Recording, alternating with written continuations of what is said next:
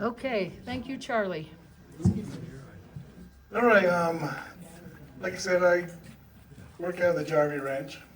I'm actually a retired school teacher. Was a shop teacher for middle school, and I did that for 31 years. When COVID hit, I decided that's no way to teach a shop class online. So I had my years in, so I decided to retire then. Then we started working at the Jarvie Ranch. Okay, let me go ahead here. This me about my family. I graduated from Utah State University in industrial technology education. Then I taught middle school for 31 years, got a master's degree from Western Governors. Then my wife, we have 4 kids. We have one girl is the oldest and 3 boys. Actually, one of my boys is not in that picture. But we also have 2 grandkids, which gives away if anything they want. We spoil them. One thing I mess when going out to the Jarvie Ranch is messing the grandkids. But it's nice when they come out and visit.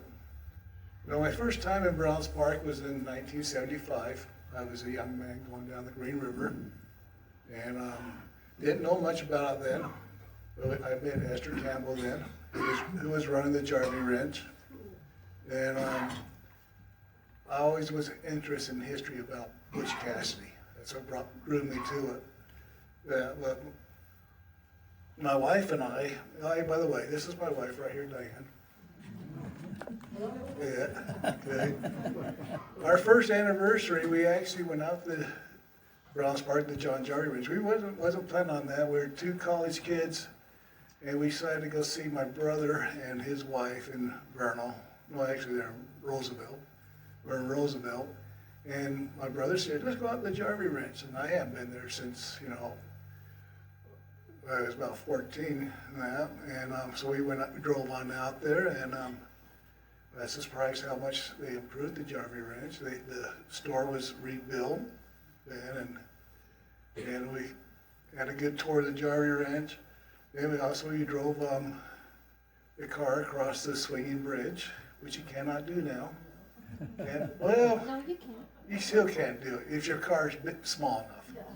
If it's small enough, sorry, you still can do it. I do drive my truck across it still, but I have to pull my mirrors in. Yeah, but it's not as fun as it used to be, though. It used to be like riding a wave across there. Yeah, my kids actually would get out of the car and say, "We're walking," and as I drove across myself. But, after we retired, my wife actually retired 2 years after I did, but we went out to the Jarvie Ranch, volunteers out there. Okay, who knows anything about John Jarvie? You know anything about the John Jarvie? What do you know about him? Great guy. Yeah, he was a great guy. Well, I really got to know John Jarvie in writing this book. I started both books pretty much the same time. And when I went out there, I wanted to know where things happened. So I would go around and try to find, I had friends out there that would actually, we would go and find places that we knew. And I first, started doing this book here, John Jarvie, about Browns Park. But I decided to call it Haunted History because it is a lot about the killings and stuff that happened in Browns Park. And I was surprised how many they were. I actually was starting to write just a pamphlet, what I wanted to put together. And to get the people to say, this is where things are. But then I put this book together, and I first did it with GPS location. And I got some trouble with that. Dan and Paul at the museum, they knew I was doing that, but they told me, oh, this is too much for people to know. And I had mixed feelings about it also. They said, we don't want somebody going and digging up a grave. And I didn't want that either. So I did take the GPS locations off the book. My first print of it did have GPS location, but I took it off on that. Okay, but today we're gonna go over John Jarvie. He had some names they called him. One name was Old John. The kids around Brown Park, they called him Old John. Another one was the Rocky Mountain Student. He actually had a column in the Rock Springs newspaper called the Rocky Mountain Student. Then he was also called the Wizard of the Hills and the River. And when he died in the Vernal newspaper, that's where I saw that name written there, the Wizard of the Hills and River. And what made John such a remarkable person? We're going to learn about Nellie and his wife and their 4 sons, and what happened to their 4 sons after his death. My book actually goes into 4 sons and also goes over the grandkids. Then I ended it there with that. Then what happened to the Jarvie Ranch, after he died. So, John was born in Scotland in February 13th, 1844. Now, I first started doing research on this. The LDS research site had John being born in Scotland at the same place here, but he had him being born in June. And I did actually find information and stuff about June, but I discovered later that's the wrong John Jarvie. His great-granddaughter provided me a lot of information that was all wrong. And I spent, almost a year looking at all that stuff, researching that guy, and I realized it's the wrong. And there's some things that was wrong with it. One thing, the family had 2 Johns in the family, one thing, but then I found, John, a whole different family. His dad's name is Archibald, and who's 1819 born, and Agnes Watson was born in 1821, and I can't even say the name of the town, but in Scotland there, and they were married in 1843. John was actually named after his grandfather, and the Scottish tradition, the first son is named after the grandfather on the dad's side. The second son is named after the grandfather on the mother's side, and the third son is actually named after their dad. It's the Scottish tradition. And it goes the same way with the mothers too. But John had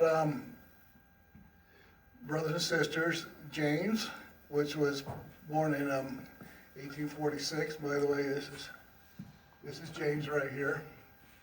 This is John's mother. Okay. Now this picture actually comes from the family. We did not have this picture at the Jarvie Ranch. All right. Then we got Archibald, who's right back here. Then William, I believe William died early. There's I haven't found any records of him yet dying, but wait a minute. I skipped one. Archibald, yeah, William. Then we got a sister, Euphemia, was born in 1852, and Christina 1855, and Alexander, right here, was born in 1860. Now, there's another girl right here. This girl is actually John Jarvie's cousin. Her mother died when she was very young, and John Jarvie's mother raised her. Okay, and that is Esther, is her name, the cousin. Now, John was educated in Scotland. And in his journal in 1890, when John sends his 2 older sons to school in Rock Springs, he writes in the journal that his son, who was 9 years old, as when he stopped going to school, was when he was 9 years old in Scotland. But also in his journal in 1877, John mentions that he was a Mason in Masonic Lodge in Scotland. And he was writing it to them to get a certificate to prove that he was a Mason. That could have meant some more education, because John was an educated person. He was very smart. And so I think he had either all self-taught or I think he had more. Now this picture here comes from the Jarvie family. It's not labeled who it is, but it is labeled being from Scotland, taken to Scotland. So it's one of the brothers or it's John himself. We don't know for sure if that's John. But I had people look at that and said, that looks just like John, his face. But it's either, I know it's from the family, but I don't know for sure it's actually John. Okay? By the way, if you have questions, just interrupt me and ask me questions. But John came to America. There's a family story that when he was after the age of 9, he went and worked in the mines there. But one day, his boss got really upset with him and beat John with a pick, the handle of a pick. Gave him a beating, and John never went back. He said that he stowed away on a ship, came to America. All right? Now, in the Utah census in 1900, John says he came to America in 1865. He would have been 21 years old then. Okay? But in 1865, I found his sister, Euphemia, that dies at age 12. She actually died on January 6, 1865. I think this picture is her. It's from the family, wasn't in Scotland on that, and it has flowers around it. I'm not 100% sure though, it's her, because it's not listed who it is. The family gave me a whole bunch of pictures that they just found with the journal, but they didn't know who they all were either. And the best thing I could do is go by where they were taken, because a lot of them had labels where they were taken for this. Now also, John's dad died on March 9th, 1865. He is 45 years old. I'm not sure what caused both of those deaths. But according to John's journal, he has a letter in it from his mother. And him and his mom had an argument before he left. And she mentions that their argument, and John was still upset about it. I'll get on it later, but he had a hard time with his mother. Okay. Then John arrived in Rock Springs, Wyoming. I found a newspaper article about the great diamond fake. And I had a quote in it from John Jarvie. And this is actually his quote right here that he wrote in it. But I don't know what he did when he first came to America, but when he decided to go out to California to mine for gold. On his way out, he kept on hearing about these diamonds in Diamond Mountain area. They're finding all these diamonds. So he got off the train at the point of the rock, and he went to look for diamonds. Well, the diamonds was a big hoax. The people that did it saw that they made money off it. This newspaper is about a page long in the paper. I didn't put the whole thing there. I think I did have it all in my book there, though, but he didn't make any money there, but he ends up in Rock Springs. Okay, and in Rock Springs, he was 26 years old in 1870. He was working at a bar, or he owned the bar. I'm not sure which one it was, but he's working at a bar. And he's living with 4 other Scotsmen that came to America. John was actually the youngest one there. He's 26. The other ones were older than him. But in 1873, John wins the election to be superintendent of Sweetwater County. He felt that education was very important. And this is the newspaper article about him winning the election here over J.W. Stillman. Then I found another newspaper article that his bar burns down in 1875. So by 1875, he owned the bar, but it burnt down. And this newspaper article covers the bar.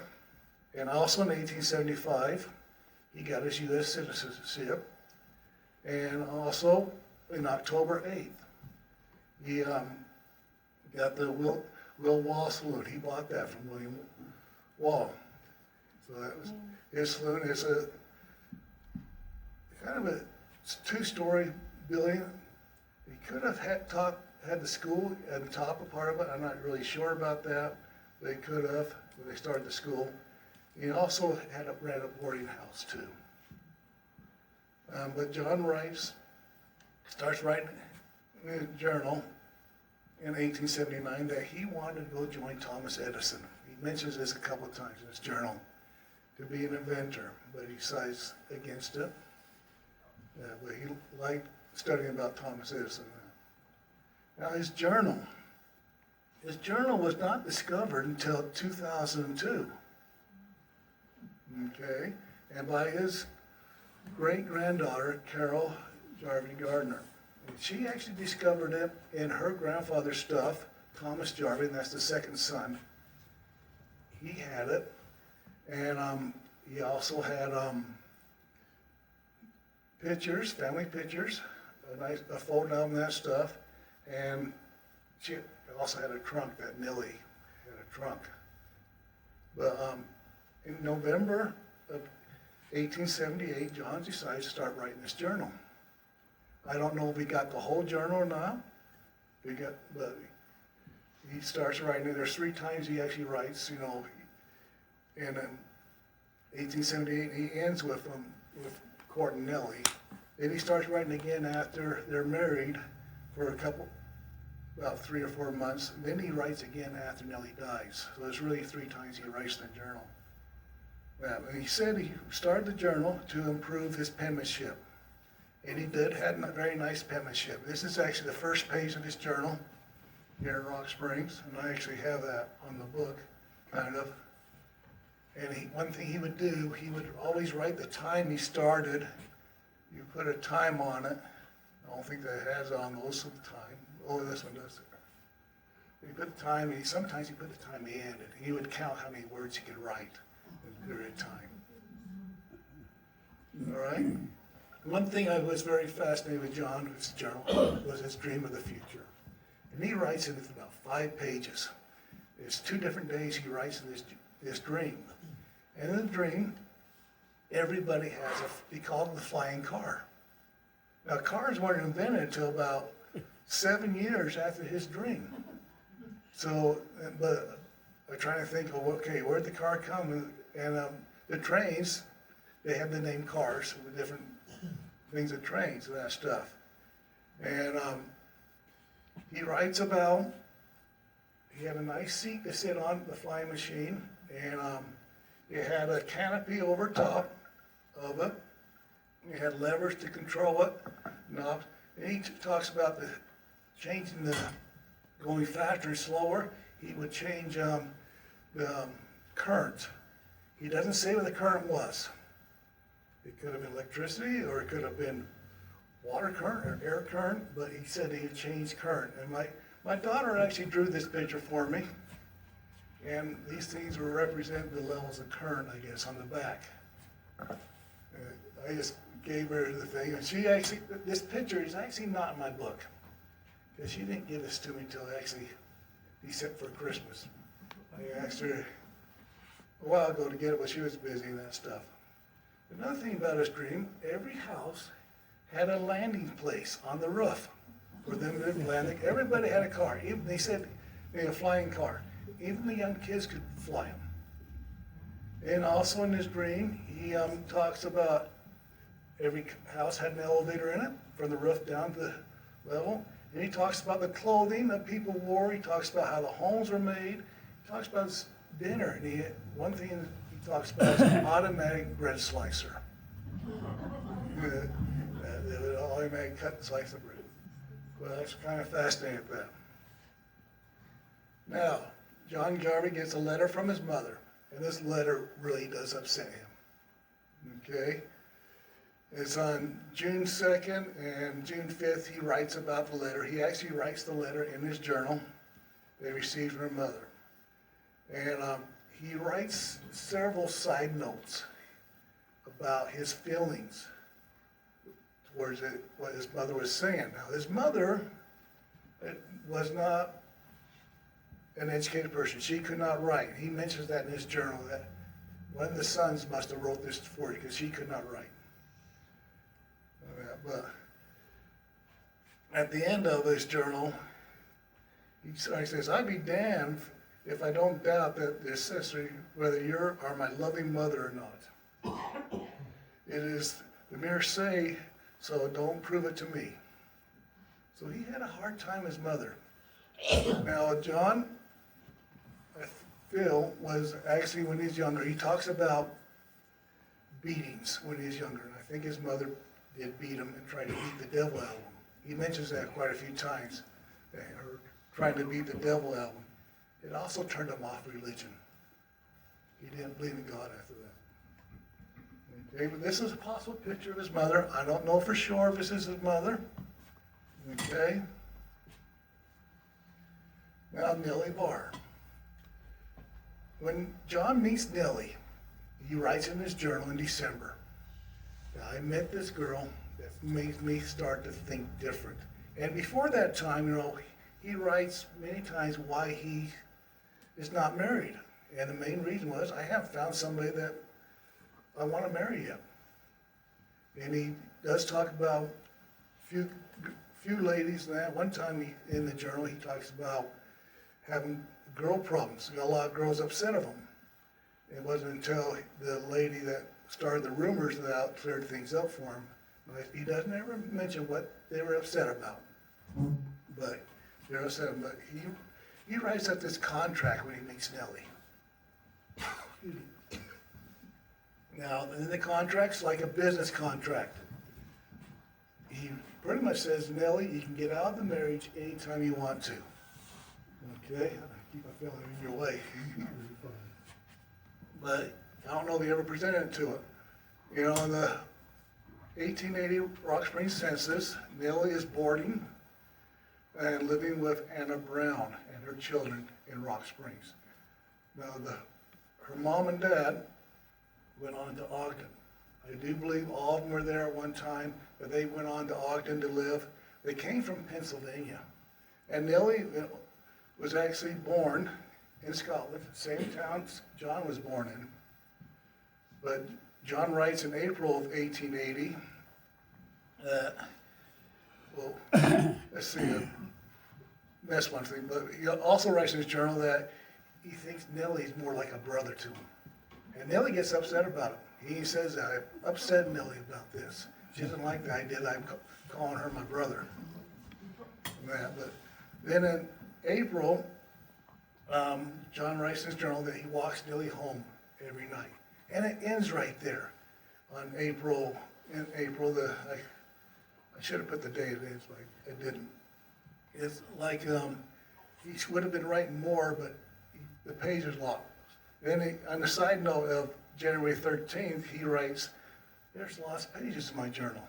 So I thought, okay, here he is courting Nellie. He's getting really interested in this journal, and all of a sudden it's gone. So at this point. Now this picture, I'm not 100% sure it's Nellie, but it's of the Barr family when they're in Philadelphia. And it does look a lot like Nellie to me. I do have pictures of his mom, Nellie's mom and that stuff. I know it's her mom. I'll show that later. But John and Nellie, they get married. They get their wedding license on the 17th. John writes in his journal on February 8th, 1881. It's been 8 months on the 19th since we were married. So we actually got married on the 19th.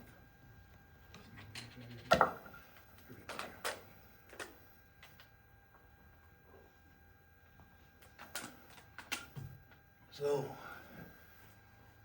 when they got married, Nellie was 22 years old. And John, her birthday's July 25th, so she would have been 23, and John was 36. So there's 14 years age difference between them. All right? And he just turned 36. And there's a copy of their marriage certificate. Okay. Now, Nellie had a beautiful singing voice. And Nellie seemed to not be completely healthy. John even mentions in his journal that she's not completely healthy. But Minnie Krause, in an interview in 1990 says that Nellie had a temper. But Minnie was right 8 or 9 years old when Nellie died. So she was very young. And maybe, well, she did something, they got after her. But, yeah. But in last year, working at the Jarvie Ranch, I was walking down the sidewalk by the dugout. I saw this thing sticking out of the ground. I thought it was just a piece of garbage. I go pick it up. And I picked it up and I looked, there's this little necklace thing I saw there. And I thought, oh, this is quite old. It's something really important. But this picture that I'm not 100% sure it's Nellie, but actually 99% I think it is. She's wearing something just like it right here. I actually have it upside down, that picture. But she looks a lot like what she has. There, the stone's missing that is on there. Okay. Now, Nellie and John moved to Browns Park. They didn't come the same time, I thought. I thought that was interesting that they didn't come the same time. You know, according to John's journal, he came 2 months before Nellie did. During that 2 months, he's probably building the dugout. You know, Nellie came in November of 1880, and her sister got married then in Ogden. So she may have gone home to her sister's wedding, but I don't know for sure.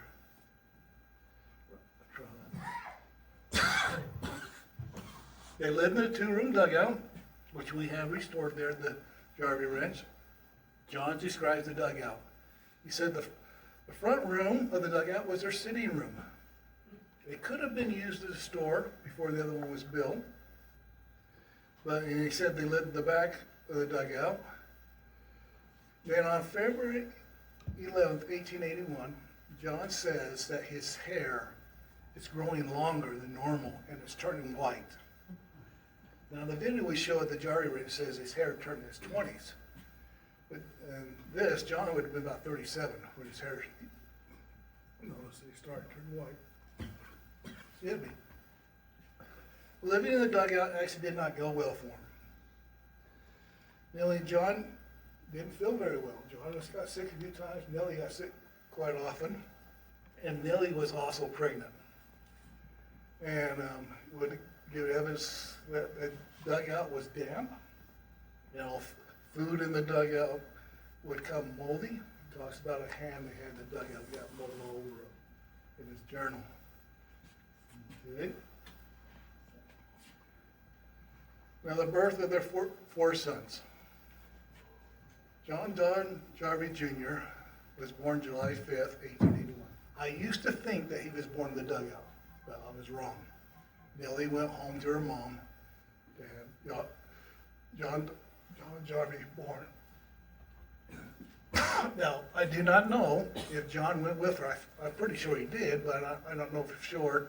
I don't know. I do know Nellie was there.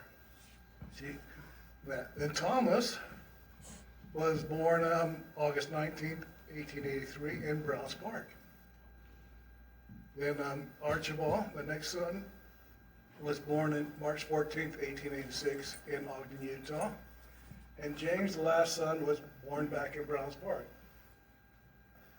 in 1887. Now, I got a few pictures here of this.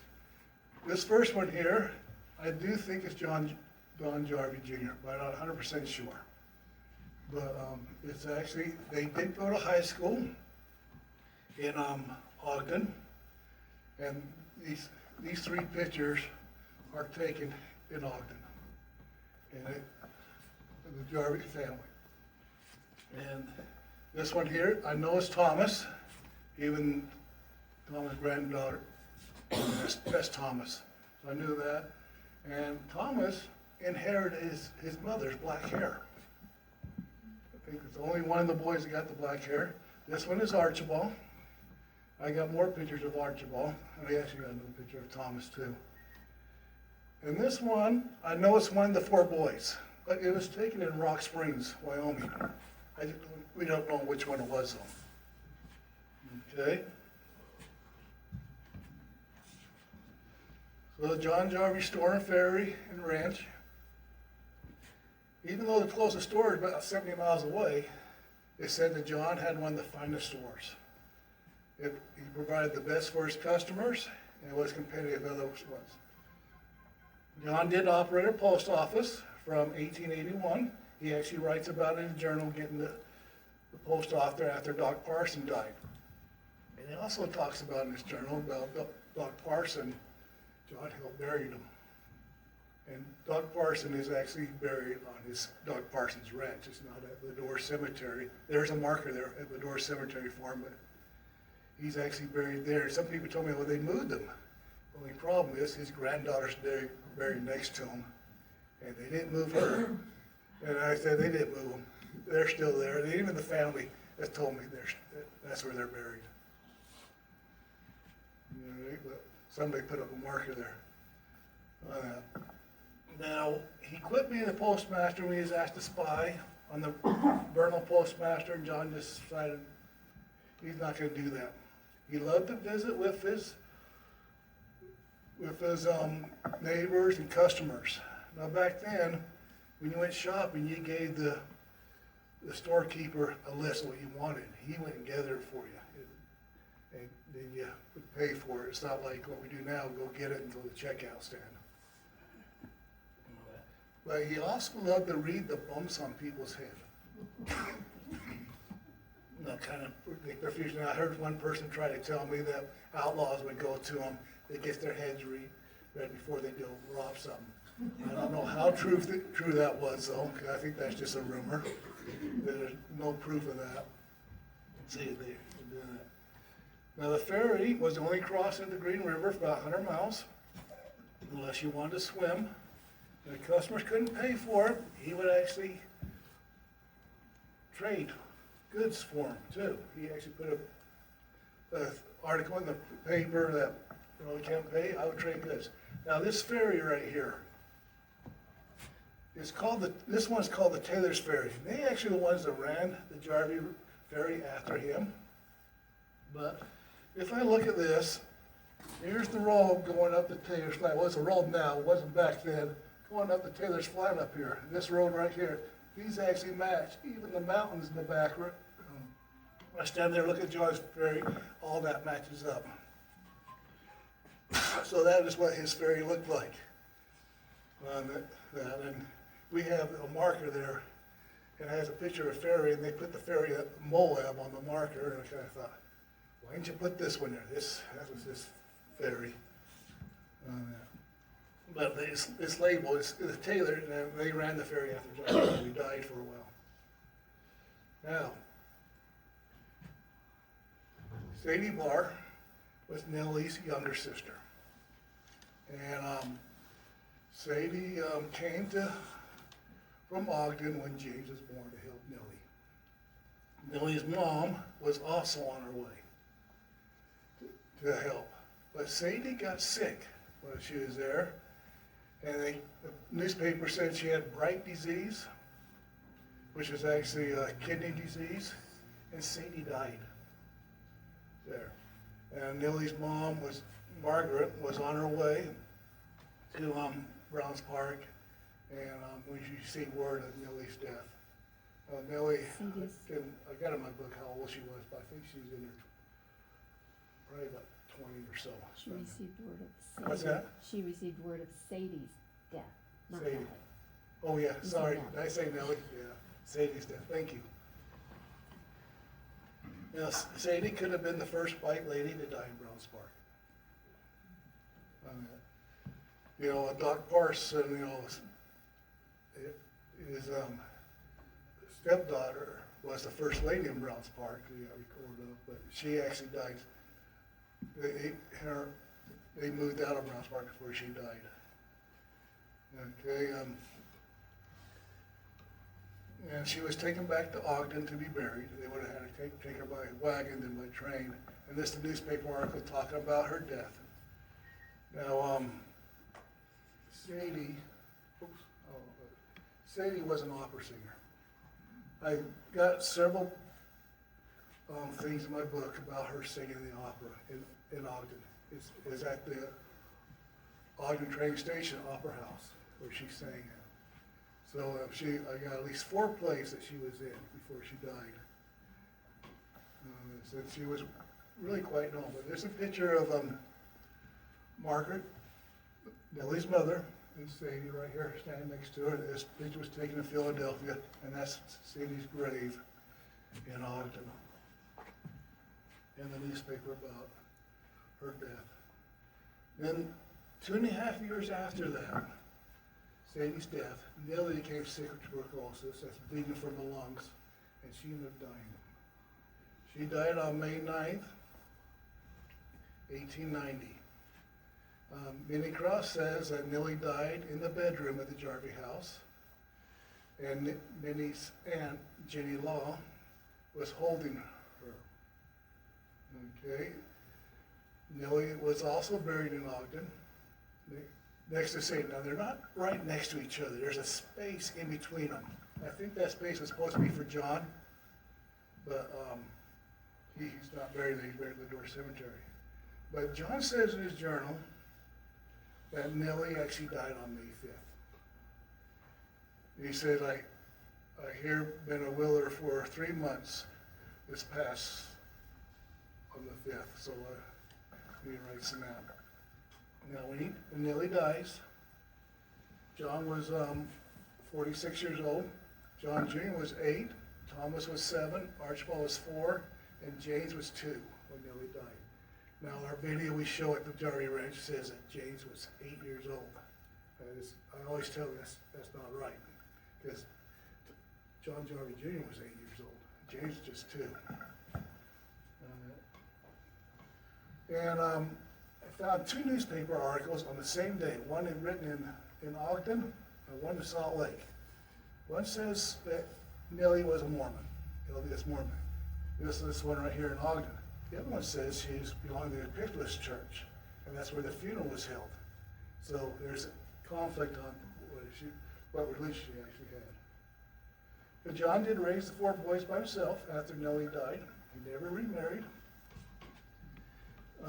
He did their cooking, he made their clothes, while running the business, and John did miss his wife.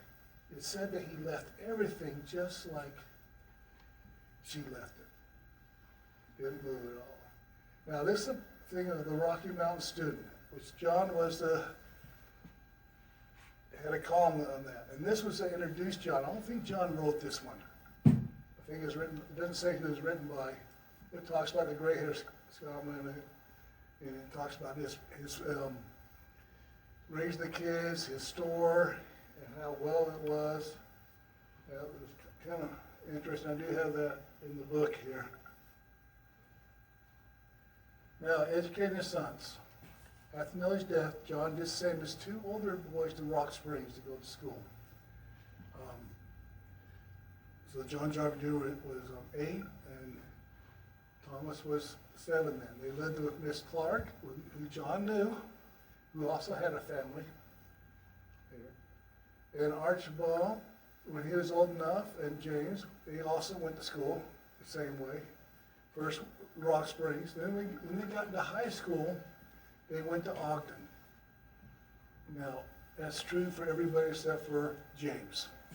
Because James, John writes about him in a letter that he went to school when he was 15 in Rock Springs, but he didn't stay. He went to work for a ranch instead. All right. Now, there's an interesting story I found about the boys. It's about this grizzly bear. And they were there running the ferry, and John was not there. So then there's a group of cowboys that wanted to go across the ferry. As they're going across, a grizzly bear came over the mountain, or I guess over the hill right there. And the cowboys started shooting it and wounded the grizzly bear. Once they got over, one of the cowboys decided to go rope it. So he roped the grizzly bear. Then the grizzly bear, being roped, started pulling the cowboy in with his horse to him. And the cowboy started yelling about it and telling his friends to kill this bear before it gets me. And they did shoot and kill it, but the Jarvie boy was on the hillside watching the whole thing. He said he has had a really good laugh about watching all this. Ruth Beer. Okay. Now, John, some of John's philosophies. Okay. John did not believe in God. I believe that his mother, being over-religious, when he was younger, tried to beat the devil out of him. And he mentions that several times in his journals, trying to get the devil beat out of him. That turned him off religion. You know, John did call himself an infidel. And John felt that people should help each other out. It's better to help someone than sit and pray about them. He does mention, you know, one time in his journal, talking about Thanksgiving, and he says, you know, I'm all for Thanksgiving if it's helping each other out. But it's just being thankful for it, being able to help each other out, but it's being thankful for God. He wasn't into it. He did write in a poem that hope for the dead, help for the living. That's the poem he wrote for Mary Krause. That poem is actually at the Jarvie Ranch. It's posted there, and it's read at the end of the video. John believed that physical harming a child when they did something wrong was not the way to do it. To teach them right from wrong. He said that giving a kid a spanking or a beating, they would remember the spanking more than what they did wrong. He would sit and lecture them. And one time, this comes from Thomas, you know, he said Thomas hated having his dad lecture him.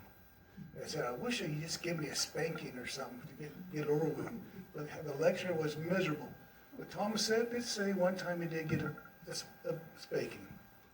And this is one time him and John stole a pouch of tobacco from the store. And they went up river ways to smoke it. Well, they didn't like it. So they threw the pouch in the river.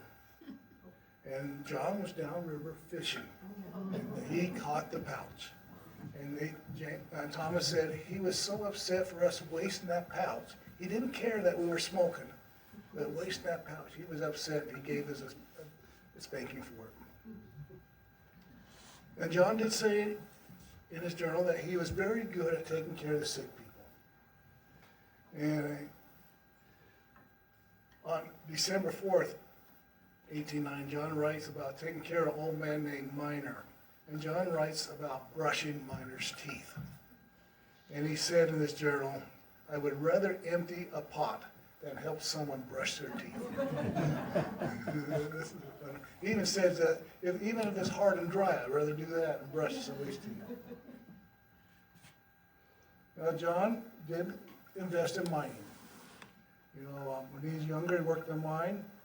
Also, in 1871, he went to St. George area to work, and he writes about it in his journal, and he said, I heard yesterday that mine is in southern Utah, which MacG, I don't know who MacG is, and myself discovered in 71, had turned out well.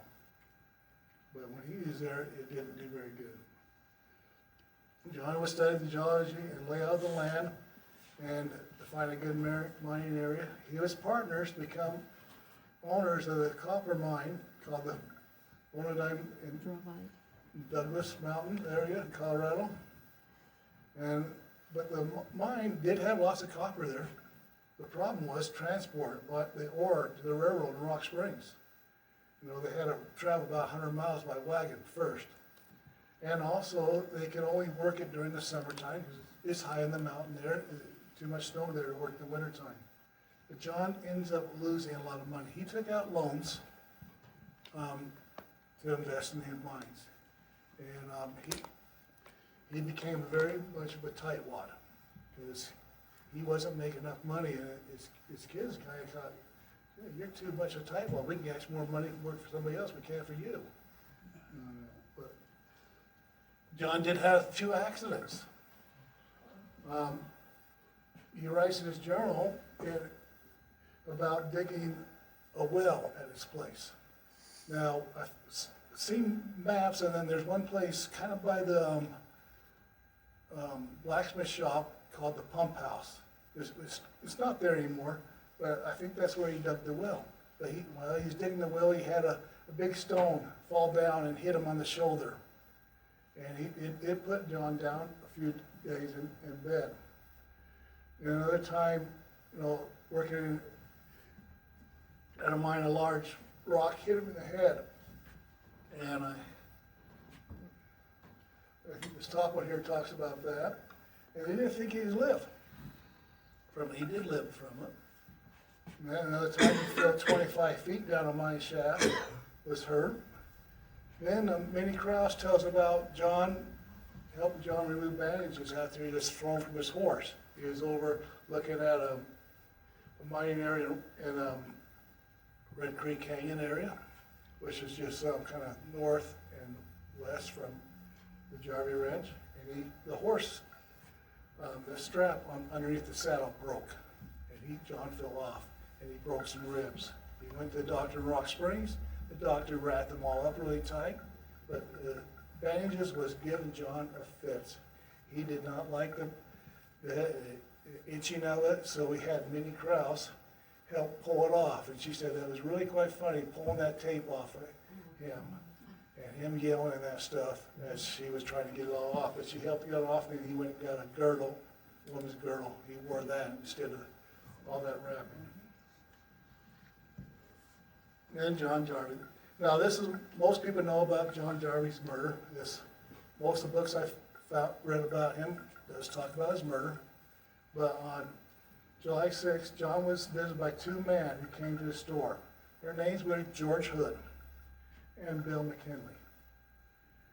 And John knew George. George had worked for him in the past, and he'd also worked for the Kendall and the Willing Street Ranch. Now, George had actually stayed at Jarvie's place. John did fix him dinner, but the dinner was never eaten. George and Bill decided to rob John. At gunpoint, they made John open his safe in the store, and the safe had a $100 bill in it, because they tried to, at the point of the rocks area, they got off the train and tried to buy a pair of shoes, and all they had is a $100 bill, and the store owner said, I don't have change for that. So they didn't end up buying it, but they knew they had that. But he didn't know what they did. But they made open this. Now the safe, this is the safe. Now I saw in another museum a safe just like that has the door attached on it. The door is big. It's just the opposite of this. It would go all the way in here, and big and heavy. And I had people ask me all the time, what happened to the door? Well, the door was blown off by the kids. After John was killed, and it's probably about maybe a month afterwards, they decided to open the safe, and none of them knew the combination to it. So they took it out in the yard, and they put dynamite on it, and they blew off the door. And the safe did stick outside in the yard for probably almost 50 years or so. The Allen family ended up getting it for a while. We got it back, the back of it's still packed with mud. Every once in a while, you can see the mud fall off in the back. I sweep up every once in a while. All right. But anyway, after they robbed him, John tried to get away. Jess Taylor, who came and saw, said that John first ran to his house, then ran out the house door. There's a door between the store and the house. He ran out that door and headed around the stone house towards the blacksmith shop before he was shot. But he wasn't there. He just investigated it. But the other stories I heard, he just ran out the front door. But he's headed over to the blacksmith shop, and they shot him between the shoulders. Then they went up and shot him again. He was shot twice. And the other one was the back of the head. We're pretty sure the shoulders was the first one, back of the head was the second shot. Then they did take and drag his body down to the river. There was a trail of blood and clumps of hair going from where he was killed down to the river. It went around the stone house. Then they tied him into that and then sent him down the river. Now the two guys that robbed him, when they killed him, they after robbed the store. He did have a stash of money in the house that they didn't find. They packed everything on John's horse. And I didn't mention this, when those two robbers came in, they walked in. They didn't come in with a horse or anything. They didn't have a horse with them. They packed on John's horse, and they went on out. Now, there's a newspaper article about John dying here, and also we have this marker here that Jarvie writes about close to where he died. Now, the murder scene was not discovered until the next day. Don Jarvie Jr. sent Johnny Law to his dad's stores for supplies. Johnny came back and told John Jarvie Jr. that I cannot find your dad and the place is a mess. So they both went back to the store. And they found the store and the house has been ransacked, and there's a puddle of blood, the trail with clumps of hair going down from about the bridge area down to the water, and John Jarvie's boat and horse was missing. James Jarvie, I don't know which one came first, James or John Jarvie. But when he came there, he saw the murder scene. He went up to the Taylor's flat and was asking Nina Taylor, that was C.J. Taylor's wife, for a gun. He needed a gun to go chase after the killers. And C.M. Taylor and his son Jess saw the murder scene. And Minnie Krause came. She was returning a book. Now the family has the book now. She gave it to Carol Gardner, that book. She was coming to return that, and that book had a lot of side notes that John had written in it about what he thought about. So they knew something happened, so they started to hunt for the killers. The killers, though, left on foot with the packed horse at the base of Ewing Canyon. They decided they're tired of walking, so they loaded the horse. Maybe they're going to come back later for the supplies, I don't know. But they left them there, and they rode double up Ewing Canyon. At the top of Ewing Canyon, there's the Myers Ranch that Frank Myers was running it, and his brother Frank, and they said they had a guy come there that was going around their horses. The dog started barking, and he at him, and he went chasing away. So Phil, then when they were coming, they were planning on getting horses from another place, but they were in L2. The posse was formed to track the killers, and they tracked them. Now the killers actually knew that they were being tracked, so they made up a fake camp that had a couple of dummies there sleeping. The posse came on that camp, and they decided to wait till morning to go and arrest the people. They found that just these dummies, and the clothing though was bloody clothing. They figured they wore. They killed that. But also about 30 miles outside of Rock Springs, John Jarvie's horse gave out, so they walked the rest of the way. They found John Jarvie's horse there. And then when they arrived in Rock Springs, it was late at night, they checked the hotel. They asked for an early morning wake-up call. The posse got there that morning also. But they had a hard time finding the sheriff. And by the time they found the sheriff, the two killers had boarded the train and had gotten away. Now, here's a wanted to put in with the Berlin newspaper. It does mention George Hood. He is about 5 foot, 5 or 7, weighed 150, 160 pounds. Shell complexion, he had brown hair. One thing it puts on it, he had a tattoo on his hand that ran up his arm. But he was about 27 years old. Now, they didn't know much about the partner. Another thing I forgot to mention, that Charlie Teeter actually saw him too, going up at the top of Ewing Canyon. But they didn't know much about the partner. And I'm not sure how they got the name George Hood. But, not George Hood, Bill McKinley, the other his partner. I'm not sure how they got that first name, but I know that George Hood is written in the paper. Then John Jarvie's body, on July 14th, Archibald found his dad's body. He was about 25 miles downriver. You know, his body was still tied to the boat. It was tipped, the boat was tipped upside down. It's kind of by J.S. Hoy's ranch downriver, and that's really close to Lador Schoolhouse, where J.S. Hoy was at. It's actually called Hoy Bottoms now. Crawford McKnight, that is Josie Bassett's son. He actually was there and witnessed the recovery of the body. And he said the corpse was so badly disfigured that the body was swollen and wouldn't fit in the coffin they had for it. The coffin was too small. So Herb Bassett went and built a bigger coffin. And I don't know if there was a funeral ceremony or anything, but they pretty much buried, reports I got, they buried him right away. Yeah, because his body was so disfigured and stuff. But there's an article there. This is his grave at the Door Cemetery. The family still hadn't put a marker there. And for some reason, the family didn't like putting markers down for something. Even to the sons, they don't have a marker. But when he died, he was 65 years old. John Jarvie Jr. was 28. Thomas was 25, Archibald was 23, and James was 21. The video makes James out to be a young boy that went and chased his dad's killers, but he was 21 years old at that time, so he wasn't all that young.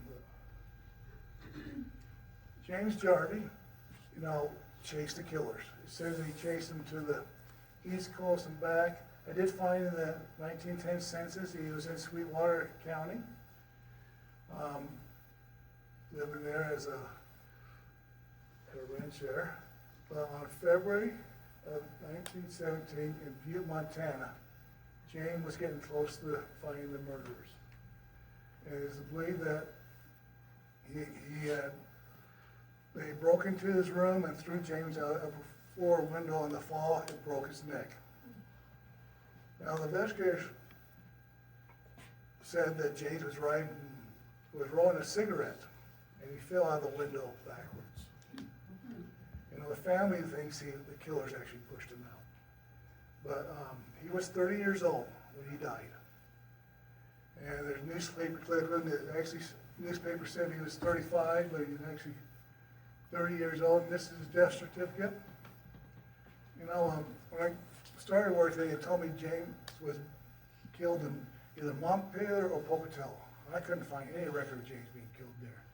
It wasn't until I found Archibald, information about Archibald's death, that it mentioned that James was killed in Butte, Montana. But it puts that his birthplace was in Scotland, but that's actually was his mom and dad's birthplace. Then Archibald, 10 cents, Archibald was living in Sweetwater County, working as a cattle herder. Then he joined the U.S. Army. In 1980, he was in France, fighting in World War I. He is actually a mechanic. I don't know if he ever shot or anything at anybody. To mention that mechanic. In 1920 census, he was stationed in Fort Bliss as part of the Motor Transportation Repair Unit, 315. But here's a couple pictures of James here in the Army. And on August 3rd, 1924, I said James, I meant Archibald, sorry. Archibald was working in the mine, and when his pick struck some dynamite, they exploded. Now the story has it that the crew before him, and actually I read the report about his death, the crew before him did explode some dynamite. And there's a big rock there that didn't get exploded, and they didn't do anything with it. And then James came in, he saw that rock, took his pick and hit that rock, that's when it exploded. And he was the only one killed in it, the explosion. Now, he's also buried in Rock Springs. He's actually buried right next to Thomas, but there's no marker for him. And we have the next son, this is John Jarvie Jr. He lived in Browns Park most of his life. He actually married a Browns Park lady, Holy Miles, and they had 4 children, Hazel, Margaret, and Ethel, and John Howard was the youngest one. And he served as secretary in District Number 1 in Moffett County. And the North Schoolhouse was built when he was the secretary there. In 1914, John was in a rollover accident of his car. Found a newspaper article talked about it, right? Called Deer Creek Road. I'm not even sure where that's at. Deer Creek Road.